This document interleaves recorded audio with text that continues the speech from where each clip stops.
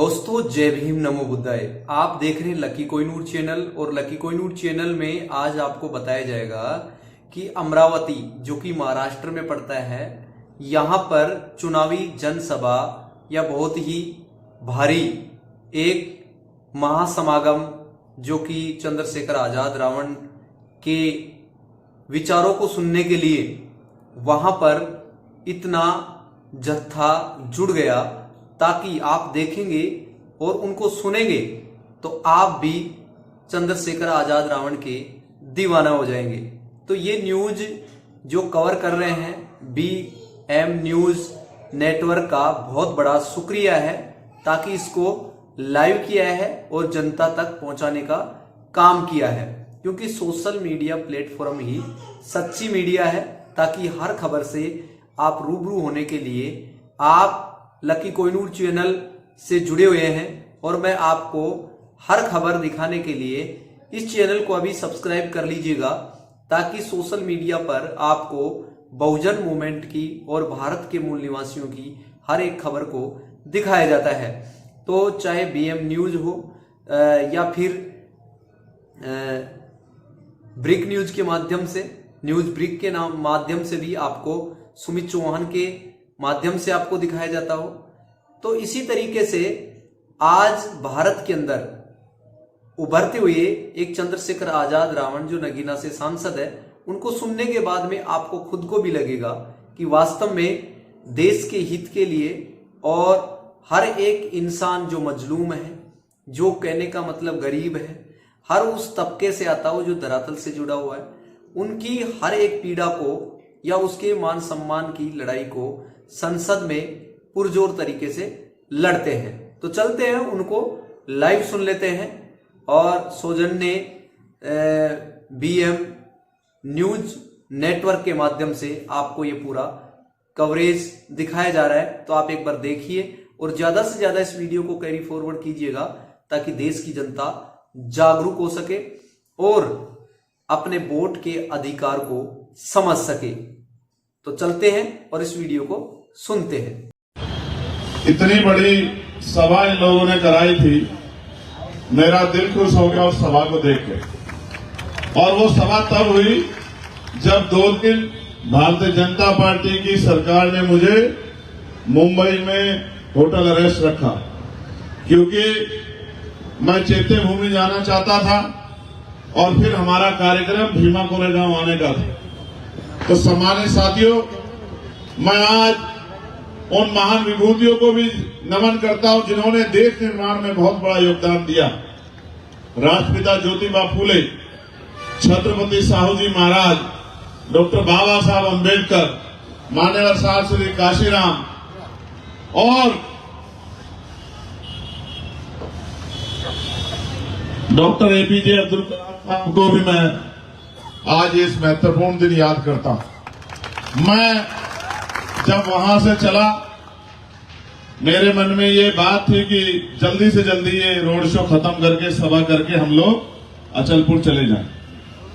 लेकिन जैसे मैंने आपका जोश देखा, जैसे मैंने आपका प्यार देखा, तो मैंने अपने साथियों को एक बार नहीं कहा कि मुझे इनको छोड़ के जाना। मैंने इनसे कहा कि इनको चलने दो, क्योंकि इन्होंने बहुत मेहनत की है और मैं तो आज आया हूं, ये पिछले 10 सालों से यहां इसी तरह से मेहनत कर रहे हैं, क्योंकि ये यहां बदलाव चाहते हैं।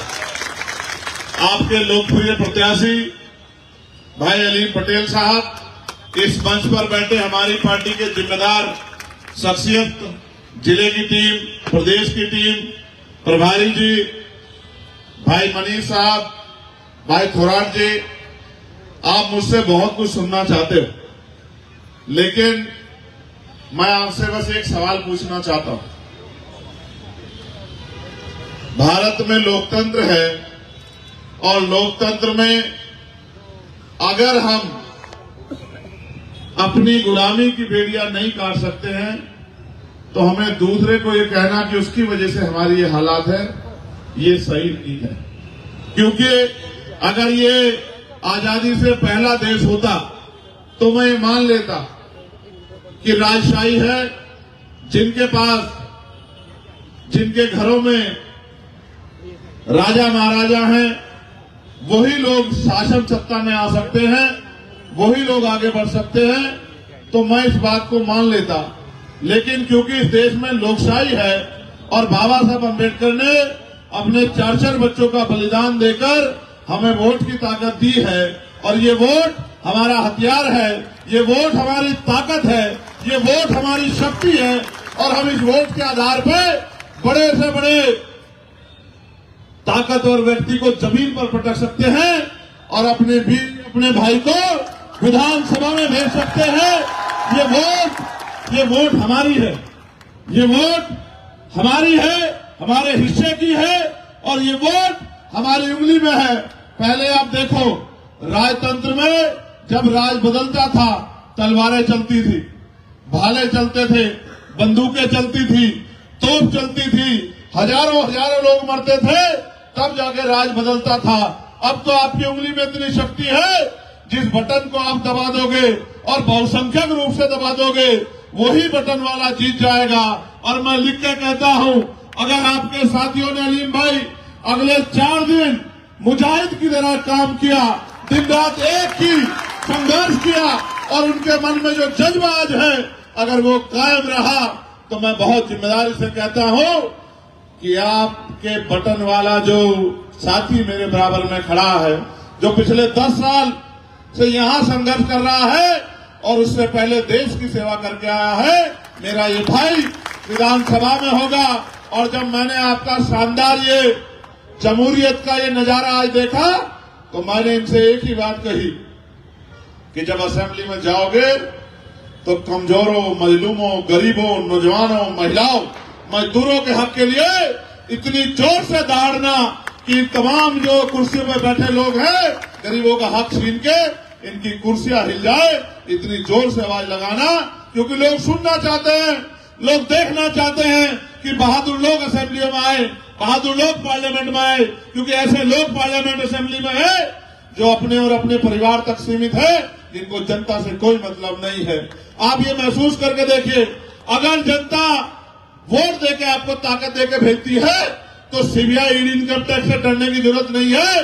डरो तो गुनाह से, डरो तो बुरे काम से, डरो तो जुल्म करने से। जुल्म सहने वाला जुल्म करने वाले से ज्यादा दोषी होता है। मैं ये बात आपको स्पष्ट तौर पर कहना चाहता हूं। मैं पार्लियामेंट में हूं, मुझे महाराष्ट्र के लोगों ने कहा कि भैया दीक्षा भूमि का मामला आ गया है, दीक्षा भूमि पे वो पार्किंग बना के हमारे सम्मान से खिलवाड़ कर रहे हैं। मैंने उसी दिन पार्लियामेंट में देश की सरकार को कहा कि दीक्षा भूमि हमारा गौरव है, और प्रधानमंत्री जी, अगर आपकी जो मिली जुली सरकार महाराष्ट्र में है, उसने अगर दीक्षा भूमि को छूने का काम किया, तो मेरी बात को याद रखना कि कुर्सियां उखाड़ के फेंक देंगे हम पार्लियामेंट। आप देखो, जो लोग छेड़खानी करना चाहते थे ठंडे हो गए, किया नहीं कुछ, सिर्फ समझाया, सिर्फ समझाया। आपको याद होगा वक्त का मामला, कोई ऐसा मामला नहीं है पूरे देश में। और अगर मैं बताने गया हूं तो मैं आपको लिख के देता हूं कि यहां जो जिम्मेदार समझदार लोग बैठे हैं, मैं वादा करके कहता हूं, अगर मैं आपको संघर्ष बताऊंगा तो आप अपने दिल पे हाथ रख लोगे कि कोई ऐसा भी है जो हर कीमत तक गुजर सकता है। कोई ऐसा मामला नहीं है कमजोरों का, चाहे किसानों का हो। 13 महीने आंदोलन चला, सीना तान के हमने उनके साथ खड़े होकर किसानों का आंदोलन करने का काम किया, और सरकार किसानों को कुचलने के लिए एडी चोटी का जोड़ लगा रही थी। पहलवान बेटियों के सम्मान पे बात आई तो जंतर मंतर में हमने आंदोलन किया। अगर आरक्षण में घोटाला हुआ तो लखनऊ जाके सड़क पे लेट के हमने 5-5 दिन आंदोलन किया। और तो जब एनआरसी का मामला आया और तमाम लोग जिनको आप वोट देते हो घर में घुस गए, जमा मस्जिद में खड़े होकर चंद्रशेखर ने ये वादा किया था आपसे कि ये कानून लागू नहीं होने दिया जाएगा। मेरी बात को आप याद रखें। इसकी कीमत चुकानी पड़ी।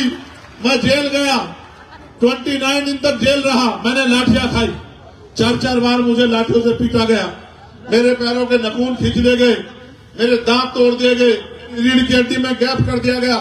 और आज भी मैं अपने साथियों से कह रहा था कि मैं ज्यादा देर खड़ा नहीं रह सकता हूं, लेकिन मैं कोशिश ये कर रहा हूं कि मेरे जैसे हजारों लोग देश में खड़े हो जाएं कि किसी गरीब की तरफ आंख उठाने की हिम्मत किसी ताकत में न बचे। फिर कोई ऐसा मामला, ना सिर्फ जुनैद का मामला हो, अखलाक का मामला हो, पहलू का मामला हो, नजीब का मामला हो, कोई ऐसा मामला नहीं है जिसमें मैंने अड़के लड़ाई न लड़ी हो। कोई ऐसा मामला नहीं है। और आप महसूस करो, मौलाना साद साहब पे जब तबलीगी जमात के लोगों को जब सताया गया तो चंद्रशेखर आजाद खड़ा था। जब मौलाना साद साहब पे मुकदमा करके कहा गया कि ताला लगा देंगे तो मैंने चैलेंज किया कि आओ तुम में तो मैं तो लगाओ ताला, चंद्रशेखर आजाद खड़ा है, आओ। जब मौलाना कलीम सिद्दीकी को जेल भेजा, कोई जाना नहीं चाहता था। मैं जानता हूं जो इनसे डरता नहीं उन पे मुकदमे लगा के जेल भेजने का काम करते हैं। मैं उनके घर गया और उनको विश्वास दिला के आया। और मैं नहीं कहना चाहता, यहाँ हमारे बहुत बड़े आलिम है मौलाना सलमान साहब, जब उनके एक बयान पे उनको जेल में डाल दिया गया तो मुझे बुलाया गया वहां लखनऊ उसमें मुंबई में खिलाफत मूवमेंट के कार्यक्रम में चीफ गेस्ट बना के, और मुझसे कहा गया कि आपके ऊपर ये 2 जिम्मेदारी हम दे रहे हैं और आप भरोसा करो मैं बहुत जिम्मेदारी से कह रहा हूं। मैं बाबा साहब अम्बेडकर को अपना गुरु मानता हूं। मैं राजनीति व्यापार के लिए नहीं करता कि मुझे पैसा कमाना, नहीं करता मैं राजनीति इस बात के लिए। मैं जो बात आपको कह रहा हूं पूरी जिम्मेदारी से कह, और जिस दिन मेरी बात गलत निकल जाए मैं आपको अधिकार देता हूं कि आप मेरे मुझसे छोटे से छोटा आदमी जो उम्र में छोटा है वो मेरे गिरवान को पकड़ के खड़े हो जाना कि चंद्रशेखर भाई आपने झूठ बोला था।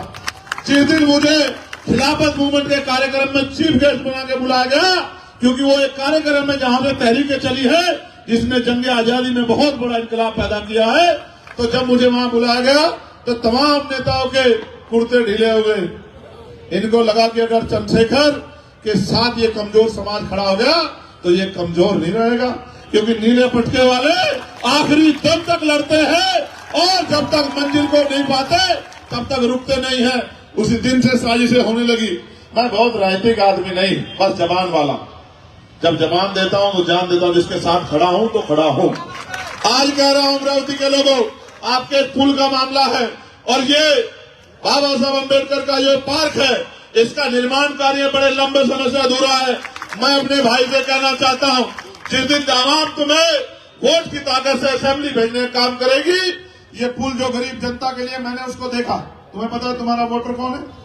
वो जो रेडी चला रहा है, वो जो ऑटो चला रहा है, वो जो ठेला लगाए खड़ा है, वो जो दुकानों पे काम कर रहा है, वो जिसके सर पे जो है एक चादर बंधी हुई है क्योंकि उसको मजदूरी करने के लिए घूम रहा है, वो तुम्हारा वोटर है। यहाँ मैंने उसको देखा और मुझे लगता है पुल इन्होंने इसलिए छोड़ रखा अधूरा कि किस दिन ये पुल गिर जाए और इसमें गरीब लोग दब के मर जाए। ये बहुत अच्छे लोग नहीं है जो सियासत में आप सत्ता में बैठे, और आपके यहाँ तो जो पिछली बार इस सत्ता के खिलाफ थे आप उस सत्ता में मिल गए, और जो पिछली बार कह रहे थे कि भाई हम जो है बहुत ताकतवर हैं, वो आज कांग्रेस में जाकर मिल गए। दोनों मिलीजुली काम चल रहा है, इसमें कोई घबराने की जरूरत नहीं है, बस आंखें खोल के देखने की जरूरत है। आप ये बताओ, जो लोग भाजपा से कांग्रेस में आए, क्या उनका जहन बदल गया? क्या ईमानदारी से बताओ आप लोग मुझे। जो कांग्रेस से भाजपा में गए, क्या उनका जहन बदल गया? क्या बताओ। इनका असली मकसद कुर्सी में बैठे रहना है, क्योंकि, और ये इसलिए अपनी कुर्सियां बदल रहे हैं क्योंकि कुर्सी की पेटी इस बार खुलने का नंबर आ गया है, क्योंकि अलीम भाई जो है बहुत मेहनत कर रहे हैं।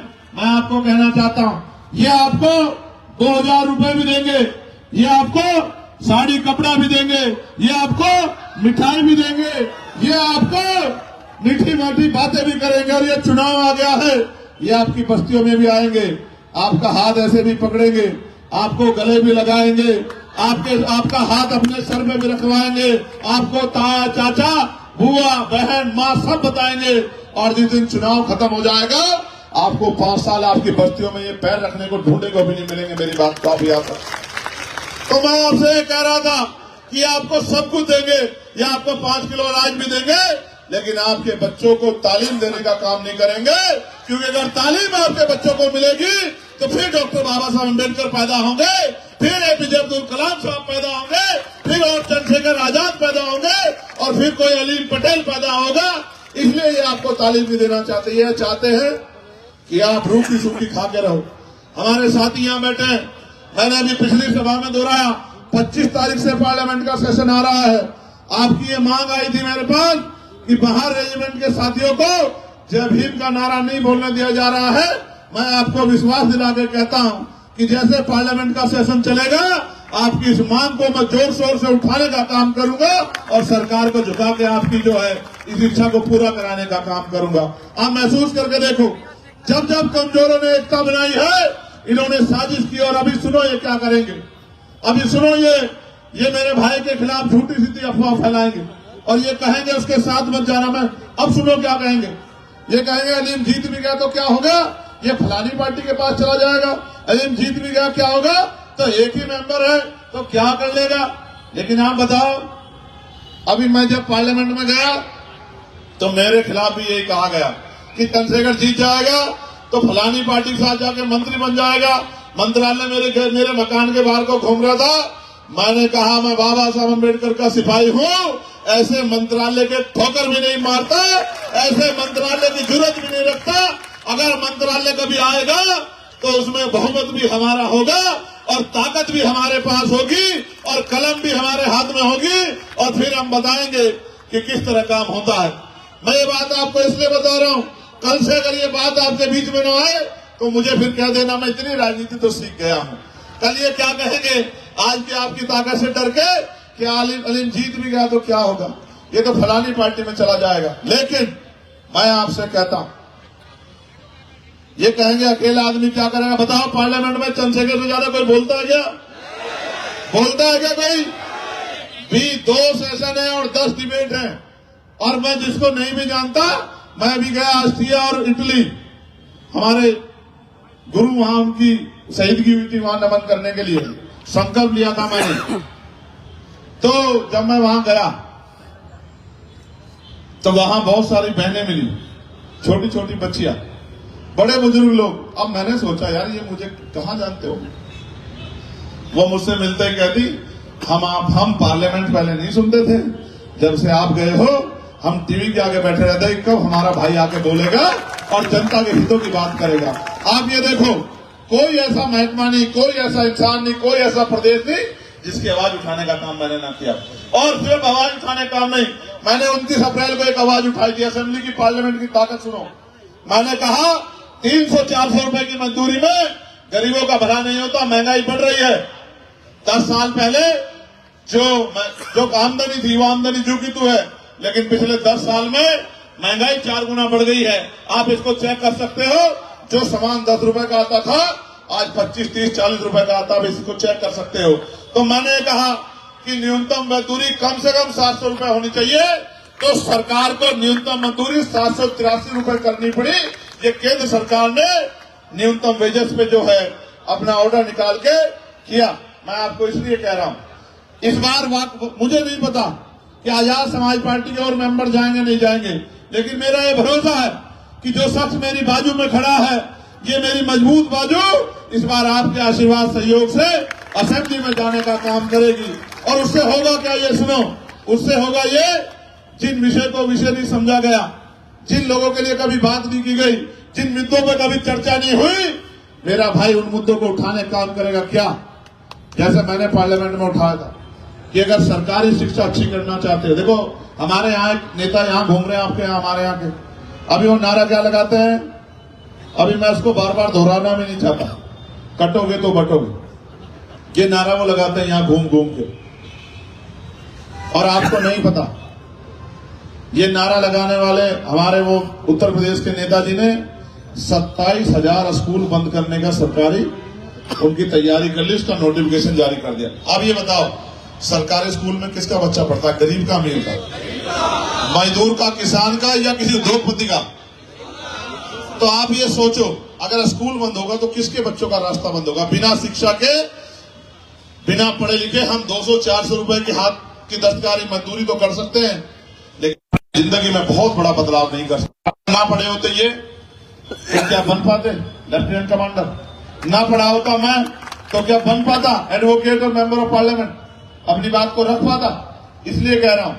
तो वो स्कूल बंद कर रहे हैं हमारे यहाँ। और एक पेपर होता था हमारे यहाँ यूपीएससी का, उस पेपर को, यूपीपीसीएस का, उस पेपर के खिलाफ आप टीवी खोल के देख लो, 3 दिन से बच्चे सड़कों बैठे हैं, बेटियां बैठी हैं, बेटे बैठे हैं, लेकिन सरकार 2 पाली में कराना चाहती है और कहती है 1 नेशन 1 इलेक्शन, कि हम इतने तैयार हैं 1 नेशन 1 इलेक्शन, एक देश एक चुनाव, और पेपर करा रहे हैं 2 दिन में, 2 दिन में। और कोई पेपर ऐसा नहीं जिसका पेपर लीक ना हुआ।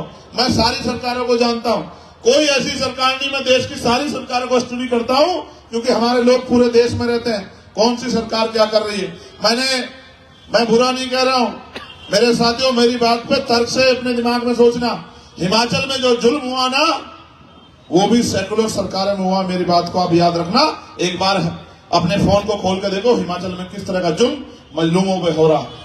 मैं इसलिए आपसे कह रहा हूं, अगर आप सावधान नहीं हुए और अगर आप समझदार नहीं हुए और आपने अपनी ताकत नहीं बनाई, तो फिर आपके साथ जो होगा उसके जिम्मेदार भी आप होंगे। और एक कहावत है, अजमाए हुए को अजमाओगे तो वही मिलेगा जो मिलता आया है। आपके पास मौका है, दस्तूर है, और वोट का कैलकुलेशन इतना बढ़िया है।